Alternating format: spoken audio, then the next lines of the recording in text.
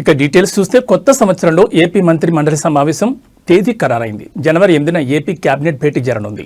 ముఖ్యమంత్రి చంద్రబాబు అధ్యక్షతన ఉదయం 10:30 గంటలకు సమావేశం జరగనుంది. ఈ సమావేశంలో చర్చించాల్సిన అంశాలకు సంబంధించి ఆయా శాఖలు తమ ప్రతిపాదనలను జనవరి 6వ తేదీ సాయంత్రం 4 గంటలలోపు సమర్పించాలని మెమో జారీ చేశారు.